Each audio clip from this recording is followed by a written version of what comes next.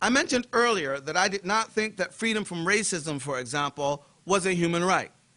By this, I meant that I did not believe it to be anyone's guaranteed right, that is, by mere dint of being human, that they not be looked upon with contempt or not be looked down upon, based on the color of their skin or their ethnic genealogy. What I did not mean, however, was that racism or predatory ethnocentrism were good or morally defensible. In fact, my beliefs are quite the opposite.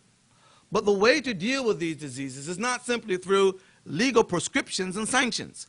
And we might remind ourselves that law is the primary and premier, most favored mechanism through which human rights advocates routinely operate.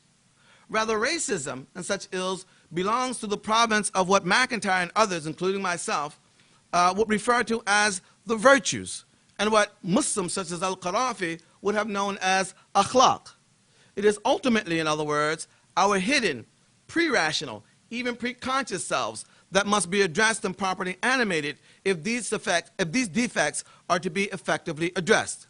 And this, I am afraid, is something the non-reflexive rationalism of the human rights discourses simply cannot do. Which brings me back, oddly, to Quran chapter 2, verse 275.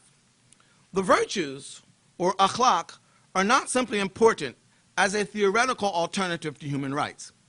Their absence is actually the reason that we get so many human rights violations in the first place, while all the lofty declarations, Muslim and non-Muslim alike, remain in all too many instances idle ink on paper.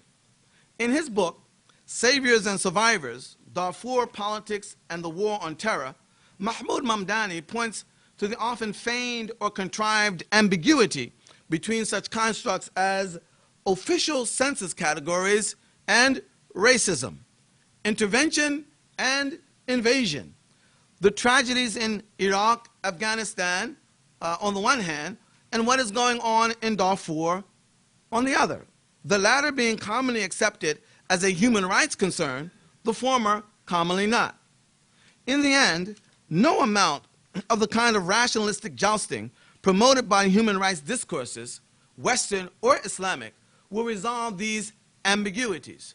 Rather, like the pre-Islamic Arabians, each side will continue to point to ontological differences that allegedly sustain its case. This is to me the ultimate import of Quran 2:275. For this verse makes it clear that in the end, it may be only the virtues and the akhlaq of piety and a heteronomous commitment to obedience to the commandments of God, not any ontologically obvious distinctions, that will enable us to see, at least in many cases, the difference between apparent and actual good and evil. Thank you very much.